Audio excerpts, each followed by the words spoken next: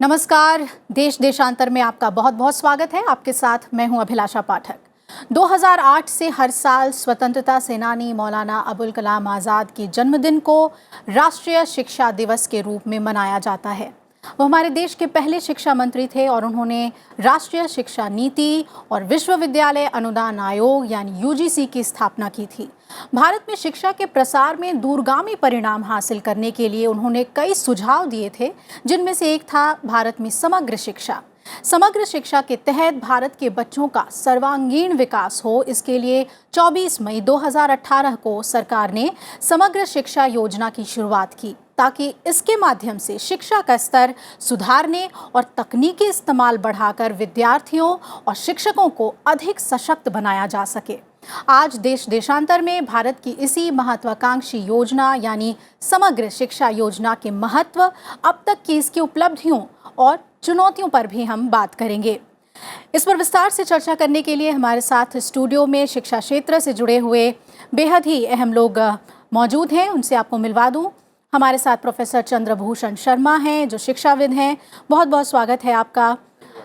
और हमारे साथ प्रोफेसर श्री प्रकाश सिंह हैं, जो राजनीति विज्ञान विभाग दिल्ली विश्वविद्यालय के हैं। आपका भी बहुत बहुत स्वागत है।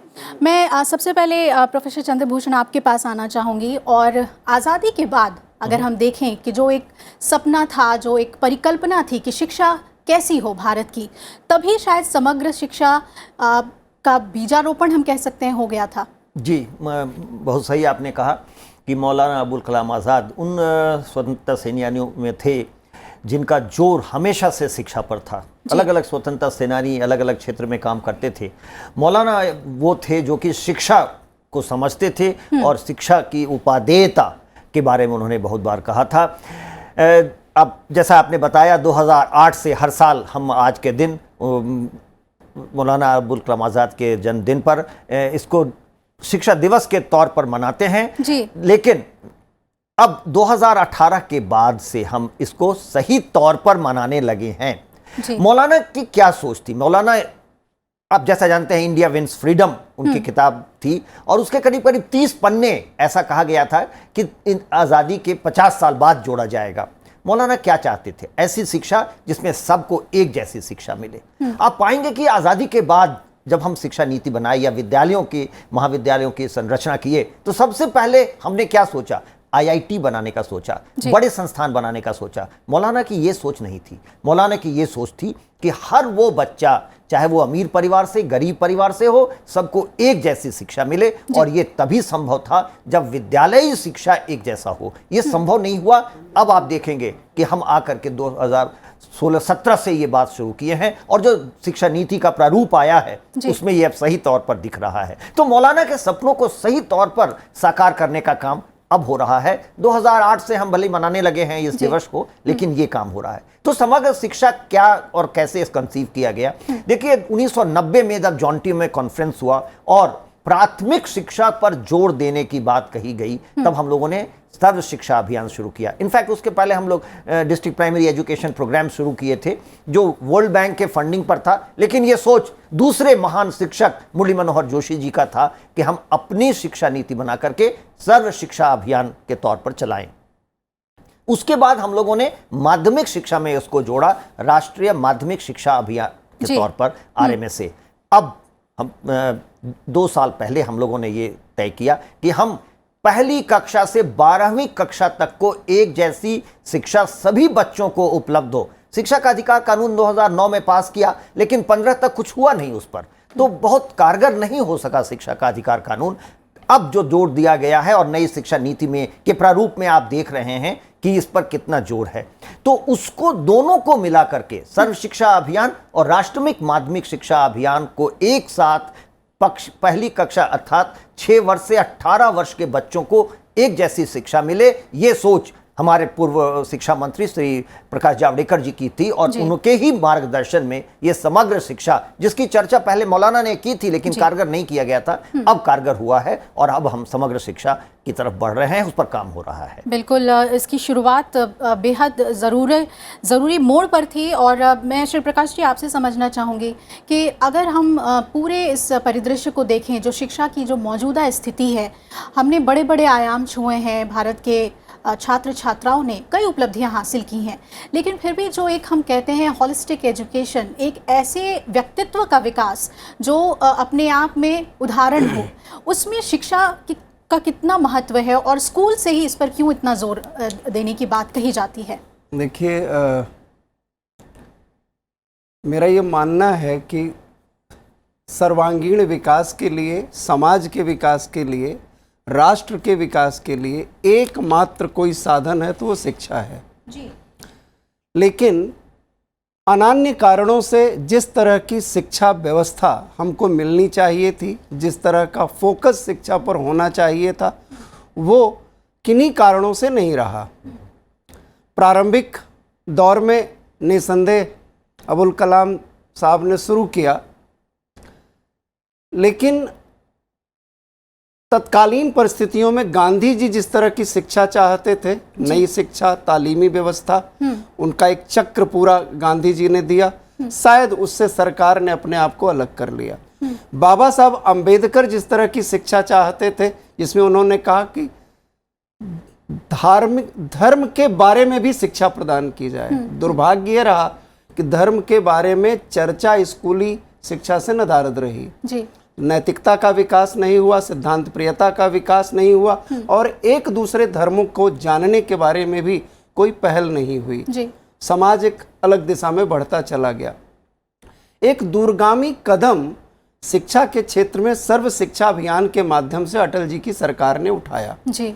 और उसके पीछे संवैधानिक प्रतिबद्धता का भी निर्माण हुआ, वो फंडामेंटल राइट्स का पार्ट बना, और फिर समाज की राजनीति की दृष्टि में परिवर्तन आना शुरू हुआ कि वो कौन कौन से उपेक्षित क्षेत्र हैं जिसमें शिक्षा अपना दखल बनाने में कामयाब नहीं हुई है। और आज जब हम समग्र शिक्षा की बात कर रहे हैं तो मेरा मानना है कि उसकी आधारशिला, मजबूत नींव जो है वो सर्व शिक्षा अभियान से निकलती है जी। जिसमें मानसिक विकास हो, शारीरिक विकास हो, खेल कूद उसका अंग बन सके। और मोदी जी का जो पिछला कार्यकाल था, अगर उसको हम ध्यान से देखें तो खेल कूद पर भी बहुत फोकस किया गया है कि स्कूलों तक खेल कूद को पहुंचाया जाए, बेहतर इंफ्रास्ट्रक्चर के साथ पहुंचाया जाए। लेकिन मैं एक चिंता ज़रूर जाहिर करना चाहूँगा इस महत्वपूर्ण दिन पर, क्योंकि शिक्षा विषय पर चर्चा हो रही है जी।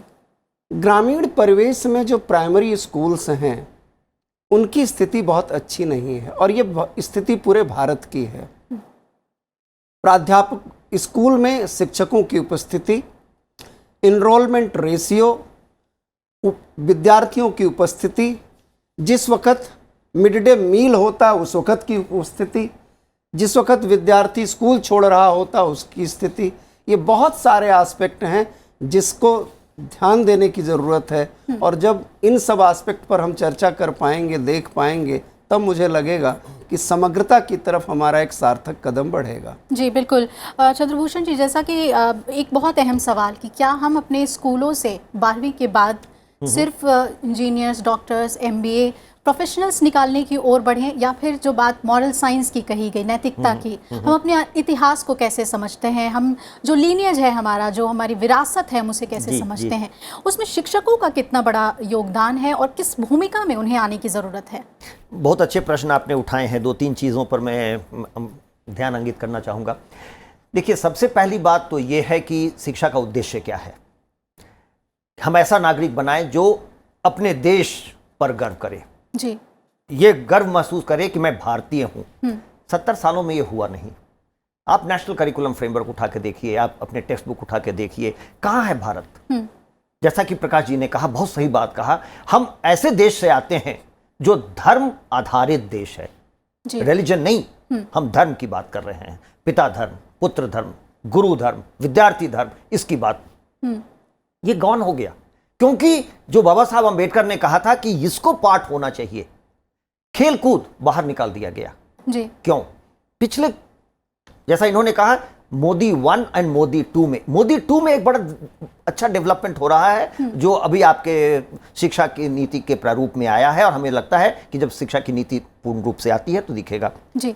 खेलकूद और आंगनबाड़ी, इन दोनों को शिक्षा के साथ जोड़ना चाहिए। जी। हमने आंगनबाड़ी को अलग कर दिया। जो 3 साल से 6 साल के बच्चे की परवरिश होनी चाहिए, जैसा बच्चा तैयार करके हमको विद्यालय में लाना चाहिए, उसका काम खत्म कर दिया गया।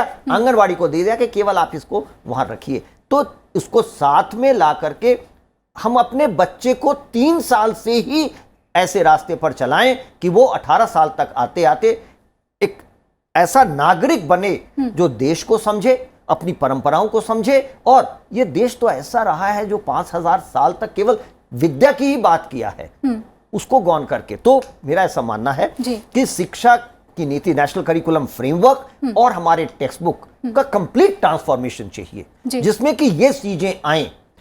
आज कौन बच्चा जानता है कि सबसे पहले दुनिया में हवाई जहाज भारत ने उड़ाया था? हम राइट ब्रदर्स जानते हैं, भारद्वाज को नहीं जानते हैं। ठीक है, तो देश विद्या पर आधारित होता है और शिक्षा की पद्धति पर आधारित होता है, जिसको कि हम लोग कहीं ना कहीं गौन कर दिए, भूल गए। हमारी परंपरा महान है जिसको लाना चाहिए। अभी ये काम हो रहा है और आप जैसा जानती ही होंगी, शिक्षा की नई नीति आने वाली है।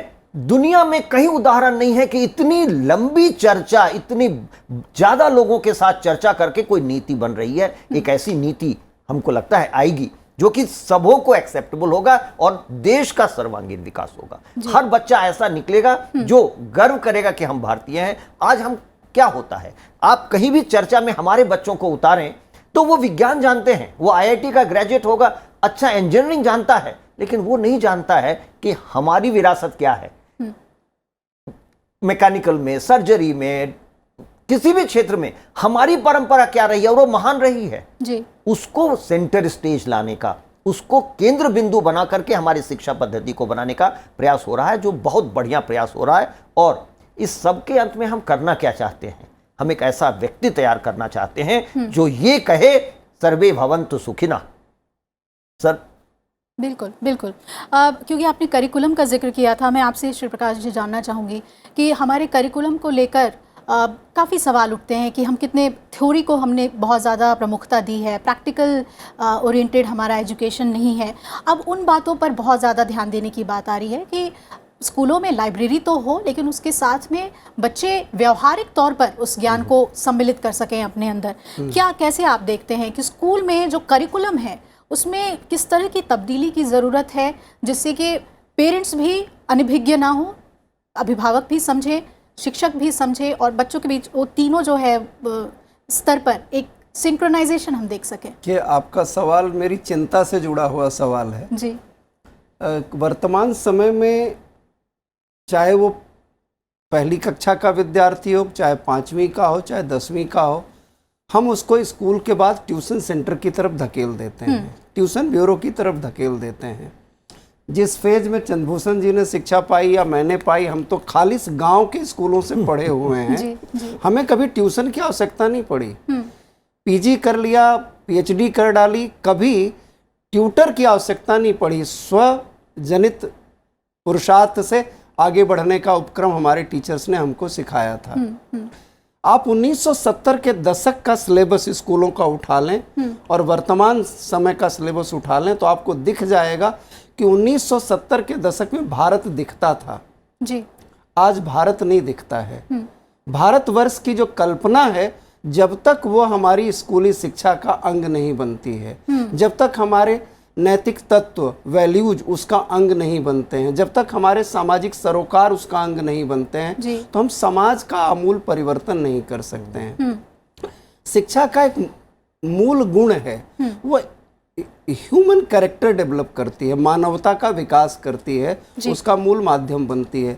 आज की शिक्षा को आप उठाकर देख लें, चाहे वो स्कूली शिक्षा हो, चाहे वो विश्वविद्यालयी शिक्षा हो, उनके कैरिकुलम, उनके सिलेबाई आपको ऐसे दिखेंगे जो समाज को बांटते हुए नजर आते हैं, भारत को निर्मित करते हुए नजर नहीं आते हैं। इसलिए आप बिल्कुल सही कह रहे थे, अभी जो राष्ट्रीय शिक्षा नीति का प्रारूप हमारे समक्ष आया है, जिस पर यह सरकार काम कर रही है, उसका बहुत हद तक फोकस है कि भारतीयता को केंद्र में रखा जाए, किस तरह से सामाजिक सामंजस्य को विकसित किया जाए और किस तरह से एक ऐसा यूथ पैदा किया जाए जो मानवीय गुणों से साथ साथ एम्प्लॉयबल भी हो और देश के काम भी आ सके। मैंने करिकुलम को लेकर इसलिए भी सवाल किया था चंद्रभूषण जी, क्योंकि कुछ दिन पहले नीति आयोग के स्कूल एजुकेशन क्वालिटी इंडेक्स पर खूब हम लोगों ने चर्चा की थी।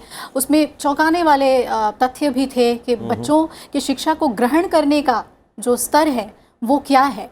तो वो जो चुनौतियां हैं हमारे सामने, उसको सीधे तौर पर अगर हम कहें ग्राउंड वर्क स्टार्ट करना, तो कैसे उसे एड्रेस किया जा सकता है? देखिए, दो चीज़ें। पहली बात मैं कहूँगा कि मैकॉले ने जब अपने मिनट्स दिए थे उसके आधार पर शिक्षा शुरू हुई तो क्या था। मैकॉले बिल्कुल जानबूझ के और अपने मिनट्स में कहता है कि शिक्षा हो जो अंग्रेजों को यहाँ लंबे समय तक राज करने में मदद करे जी।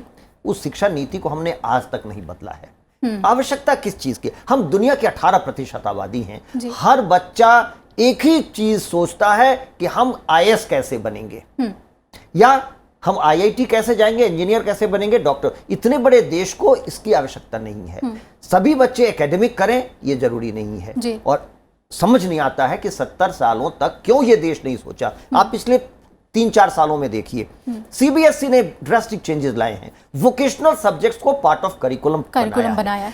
आप अगर कारपेंट्री पढ़ते हैं, आप अगर ब्यूटी एंड हेयर कल्चर पढ़ते हैं, तो वो भी आपके मार्कशीट पर हो सकता है। उस पर आपको 10th का या 12th का सर्टिफिकेट मिलेगा। तो करना क्या है जी? वो लड़कियां जो केवल डांस करना चाहती हैं, हम लोगों ने देश भर में सर्वे किया, बड़ी संख्या लड़कियों की जो कहती हैं कि अगर मुझे केवल डांस पढ़ने का मौका मिलता तो मैं वही करती। उसकी रुचि वही है, उसमें वो एक्सेल कर सकती है, दुनिया की अव्वल डांसर बन सकती है। हमने क्यों उसको रोका? अभी आप देखेंगे सीबीएसई ने इंक्लूड किया है, बड़ा मेजर चेंज है। और बिल्कुल जो अभी तक का नीति रही थी उससे अलग है।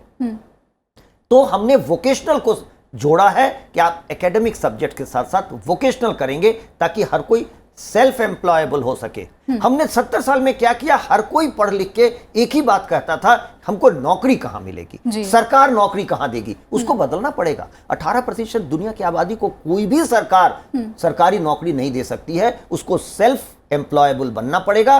और न सिर्फ सेल्फ एम्प्लॉयबल, उसको दूसरे लोगों को एम्प्लॉयमेंट देने की क्षमता हो, ऐसा हो। तो उस पर काम हो रहा है। और मुझे पूरा विश्वास है कि अभी जो चेंजेस लाए गए हैं पिछले 4-5 सालों में, इसका असर आपको 5 साल बाद दिखेगा।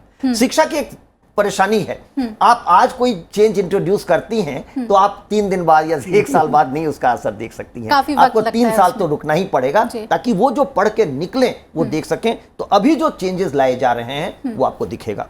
दुनिया के पैमाने पर हम पीसा कर लिए और लोगों ने कहा कि हम दुनिया में 174 में 173 नंबर पर थे। हमने तैयारी कहाँ की थी? हम दोबारे हिम्मत करके पीसा में जा रहे हैं। आप देखिएगा कि इस बार जो पीसा का असेसमेंट होगा उसमें भारत कहाँ उतरता है, क्योंकि अब हम तैयार हैं। अब हमने विद्यालयों पर वो काम किया है, विद्यालयों में ट्रांसफॉर्मेशन आया है और हमारे विद्यार्थी उस तरह की चीज देख सकेंगे। बिल्कुल, जिस तरह की अहम बातें आपने कही हैं, उपराष्ट्रपति एम वेंकैया नायडू ने भी कई अहम बातें कही समग्र शिक्षा को लेकर। और जो सबसे अच्छी बात मुझे लगी कि उन्होंने आर्टिफिशियल इंटेलिजेंस और इंटरनेट ऑफ थिंग्स जैसे सूचना प्रौद्योगिकी में नवीनतम क्षेत्रों के बारे में बच्चे कैसे सचेत रहें, उनके बारे में क्या वो कुछ नया ढूंढ के निकाल सकते हैं। इस पर किस तरह के काम करने की ज़रूरत है, क्योंकि ख़ासतौर पे आपने ग्रामीण क्षेत्र के बच्चों की बात की थी। हम कैसे जा रहे हैं नवाचार के इस क्षेत्र में, इसे हम कैसे देखें? देखिए, आपने मैकाले की बात की, मैं उस एक फैक्ट लाना चाहता हूँ। थॉमस मुनरो ने 1823 से लेकर के 1830 तक एक सर्वे किया मद्रास प्रेसिडेंसी का, और उसमें उनका निचोड़ ये था कि मुझे कोई ऐसा गांव नहीं मिला जहां पर स्कूल ना हो जी। और जो इनरोलमेंट रेशियो उस वक्त मद्रास प्रेसिडेंसी का था वो ब्रिटेन के इनरोलमेंट रेशियो से ज़्यादा था। मद्रास प्रेसिडेंसी में 1 लाख बच्चे उस वक्त इनरोल्ड थे स्कूली शिक्षा में, इनिशियल शिक्षा में, और वहाँ 75,000 थे। तो इतनी बड़ी शिक्षा का स्ट्रक्चर हमारे पास था, उसको अंग्रेजी शिक्षा ने एक तरह से नेस्तनाबूद कर दिया जी। तो मैकाले का एक ये योगदान भी है कि हमारे जो हमारा आत्मविश्वास था अपनी शिक्षा को लेके, अपनी भाषा को लेकर के, लोकल स्किल एंड इनोवेशन को लेकर के, वो तरह से खत्म सा कर दिया। अब फिर से ज़रूरत है उसी लोकल स्किल को, उसी इनोवेटिव स्किल को फिर से सृजित करने की। और अगर हम सृजित कर लेते हैं तो जो मोदी जी का एक स्वप्न है कि हम सिर्फ कामगार ही ना पैदा करें, ऐसा एंटरप्रेन्योर भी पैदा करें जो लोगों को काम दे सके। और वो तकनीक की ताकत अगर हम अपने रूरल एरिया के बच्चों को भी दे दें तो वो पूरी दुनिया से जुड़ जाएगा। हाँ बिल्कुल। दूसरी बात, जैसे इंटरनेट है, आर्टिफिशियल इंटेलिजेंस की बात खूब हो रही है। देखिए, आर्टिफिशियल इंटेलिजेंस एंड इंटरनेट के लिए एक मानस तैयार करना होता है। अगर ग्रामीण बच्चों के हाथ में mobile phone, Android mobile phone पकड़ा दिया जाए, इंटरनेट की सुविधा दे दी जाए, तो मुझे लगता है कि उसका मिसयूज होने की संभावना बहुत है। लेकिन जिस तरह के पोर्टल सरकार ने तैयार किए हैं, जिस तरह की योजनाएं सरकार लेकर के आई है, अगर उसका डिस्पेंसेशन प्रॉपर तरीके से उन स्कूलों में इंफ्रास्ट्रक्चर दे करके किया जाए तो सीधे सीधे वो विद्यार्थी आसानी से जुड़ जाता है। बिल्कुल, कई ई सामग्री अवेलेबल है, अलग अलग पोर्टल्स हैं जिसमें शिक्षक भी जो सामग्री है शिक्षण की वो पा सकते हैं। तो यहाँ पर मुझे लगता है कि शिक्षकों और विद्यार्थियों दोनों का ही ख्याल रखा गया है। दोनों का ख्याल रखा गया है। और देखिए, दो चीजें हैं, बड़ा बैलेंस बना के चलने की जरूरत है जी। केवल ई लर्निंग हो आवश्यक नहीं है। बड़ा अच्छा एक उदाहरण है, गुजरात में वांचे गुजरात किया गया था। क्या इतना एम्फेसिस हम ई लर्निंग पर दें कि किताबों को भूल जाए? ये ठीक नहीं है। पढ़ने की आदत रहनी चाहिए। गुजरात में बड़ा अच्छा एक्सपेरिमेंट हुआ था, वांचे गुजरात। बच्चों को किताब पढ़ने की आदत लगाने के लिए हर विद्यालय में एक एक्सपेरिमेंट होता था। उसी के आधार पर हम लोग भारत भर में पढ़े भारत बड़े भारत अभियान कर रहे हैं। देखिए, जैसा श्री प्रकाश जी ने कहा, इसको और भी आगे बात बढ़ाने की जरूरत है। धर्मपाल जी ने अपनी किताब द ब्यूटीफुल ट्री में लिखा है और ये सारा डेटा दिया है कि भारत में गांधी जी ने कहा था 1931 में जब लंदन गए थे कि हमारे देश का लिटरेसी रेट 95% था। जब मैकॉले ने मिनट्स लगाया और स्कूल बनाने की बात की तो 5% पर आ गया। क्यों? और क्या शिक्षा की नीति जो हमने शिक्षा का अधिकार कानून जो लाया उसके कारण कुछ बढ़ा? नहीं। जल्दी जल्दी में लाया गया शिक्षा का अधिकार कानून था, उसके बहुत बदलाव करने की जरूरत है। नहीं हम ये देश आधारित ही है गांव के उन विद्यालयों पर जो कि मंदिर के बरामदे पर चलता था जी।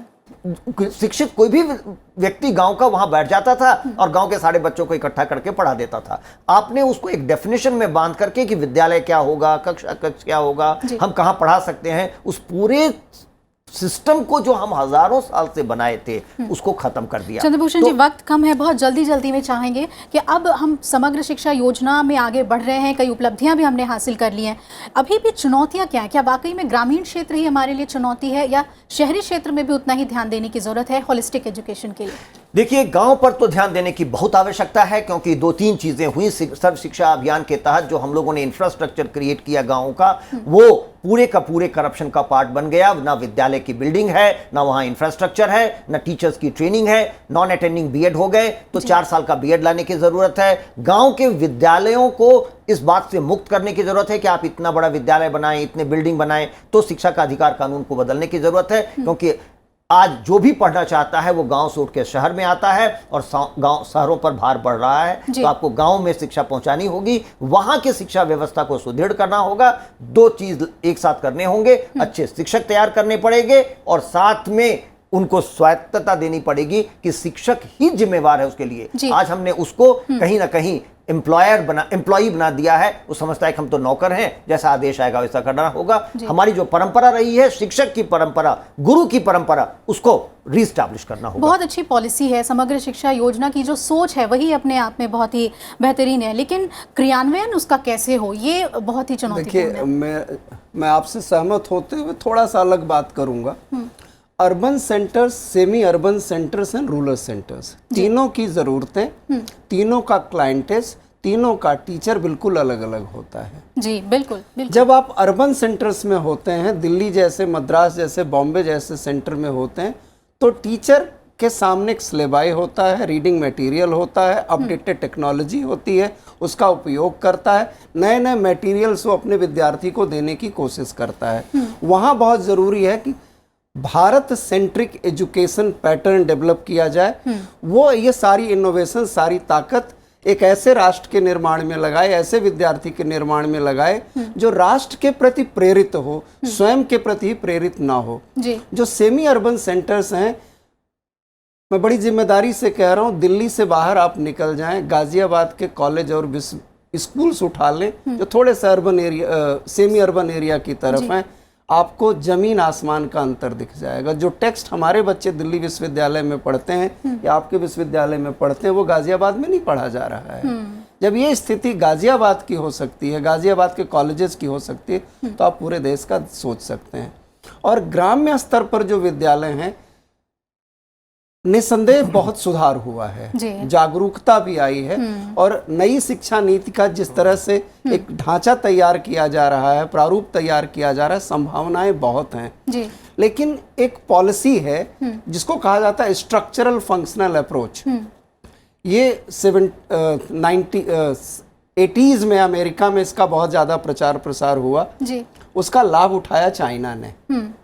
आज चाइना पहले इंफ्रास्ट्रक्चरल स्टेटस तैयार कर देता है, स्थितियां तैयार कर देता है, फिर फंक्शनल एस्पेक्ट उसमें क्रिएट कर देता है। तो हमें चाइना का है, इस नाते उससे कुछ सीखना नहीं चाहिए, इस दृष्टि से भी दूर हटना चाहिए। अगर हमारा कोई पड़ोसी राष्ट्र कुछ अच्छे इनोवेशंस के माध्यम से एंटरप्रेन्योर बना सक रहा है, अच्छे विद्यार्थी बना सक रहा है, तो हमें उनसे सीख लेनी चाहिए। और कैसे अपने स्कूल्स को हम फिर से एम्पावर कर सकें, फिर मजबूत कर सकें, उसका लाभ हमको अगर मिलना शुरू हो तो समग्र शिक्षा का एक उद्देश्य जरूर पूरा। बिल्कुल, और इसमें हम सभी की भूमिका है, ना सिर्फ जो सरकार की, सरकार अपने स्तर पर हर लिहाज से काम कर रही है, चाहे वो पॉलिसी मेकिंग हो, सुविधाएं देना हो, लेकिन शिक्षकों की भूमिका बेहद अहम है, और अभिभावकों की भी, कि वो अपने बच्चों को एक समग्र रूप देने में किस तरह से आगे आते हैं। आपका बहुत बहुत शुक्रिया चंद्रभूषण जी, बहुत अहम बातें आपने बताई, और आपका भी बहुत बहुत शुक्रिया श्री प्रकाश सिंह जी, शिक्षा को लेकर इतनी अहम बातें आज हमने चर्चा में की। देश देशांतर आपको बेहद पसंद आया होगा, ये उम्मीद करती हूँ। फिलहाल मेरे साथ इतना ही। आप जुड़े रहिए राज्यसभा टीवी के साथ। नमस्कार।